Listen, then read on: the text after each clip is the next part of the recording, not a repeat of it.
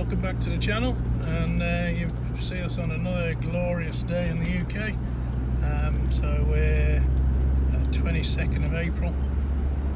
It's a beautiful day, absolutely clear sky and nice warm sunshine, just what we want.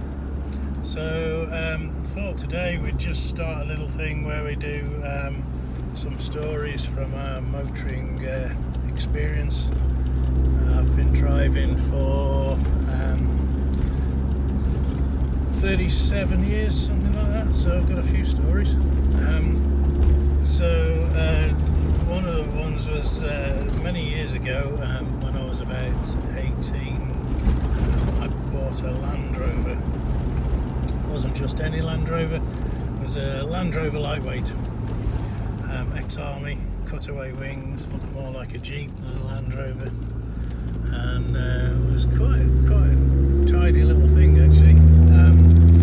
So I bought it in the summer, had a play around with it, and then sort of late autumn decided to get it smartened up, because it was still the khaki green that the army send them out in when they get rid of them, and the camouflage was starting to come through again, so it was starting to look more camouflage than green, and I thought, I'll get it sprayed nice bronze, Land Rover bronze green. So I did that, and then I just got it done about a week or so. It looked absolutely pristine. It did look really good, and so we'd got a wedding on the Saturday. So paint was finished like a Sunday night, and on a Saturday we'd got this wedding, and so much as you did back then, we went and helped out with the wedding reception venue, setting out tables and things like that, and did our bit. And then my older brother said, "Oh, I've got a bit of time." I turned up in the Land Rover. He said, "Oh, why don't we go and take some photos of it while it's really smart and, you know, fresh paint and everything." And so we decided to go off down some country lanes near the wedding venue and took some photographs and whatever. Did some crazy shots of it parked up in the hedge and that sort of thing, and really sort of messing about. Got some. There was an old sort of like farm building with arched doorways that were open, so parked it in a couple of those, took photographs, that sort of thing.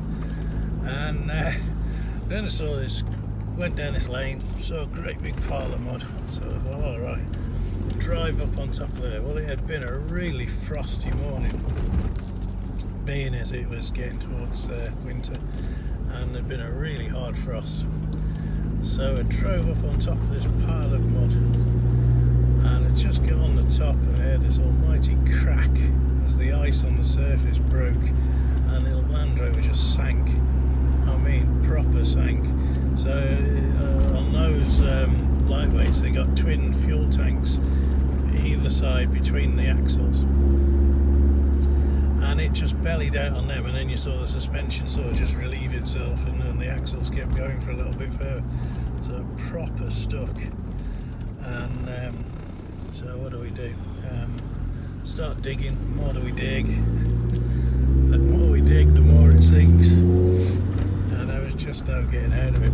So we walked to a local farm and asked the farmer if he'd drag us out with a tractor, and he says, "Oh, you know where you are, don't you?" And it turned out there's a sewerage works just down from where we were, and that's where they dumped all the effluent that they couldn't do much else with. So we were properly in it, literally. And so anyway, he says, "I'll have my lunch, I'll come and tow you out." So he towed us out. Of course, we'd just dressed in clothes for helping out at a reception, you know, in the morning. So he gets towed out, time's getting on. We've missed the wedding service entirely. So we go and get changed, put on some smart clothes, and head to the reception. Well, the reception's well underway by the time we get there. This farmer, I'll have my lunch and then I'll come. So I think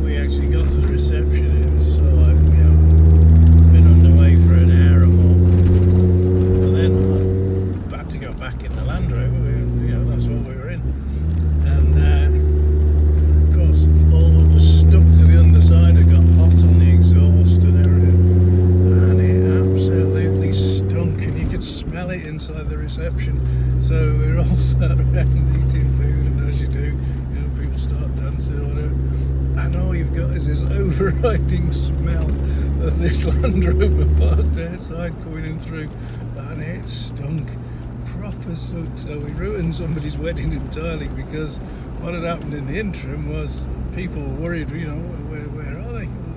What's happened to them? So my brother's wife had been ringing the police and the hospitals and all sorts, totally worried out their skin about us. And we'd been out on a jolly, basically. My mate sort of knew what I was like, and he'd gone around all the haunts where I'd probably go off-roading and things like that, and he'd gone and walked all these tracks and whatever, because he hadn't got a Land Rover, so he just had to walk them. And yeah, so we'd caused quite a commotion and totally spoilt somebody's wedding. And yeah, we weren't living that one down very quickly, that's for sure. But it is, well, it was 1986, so 35 years. I think Mike just forgot about it until they see this video, possibly. But yeah, that's one of the stories from the motoring past, and probably one of the funnier ones, actually. We had a great time in that Land Rover, though. I'll tell you another one another time about what I got up to. So that's it for now, and another story soon.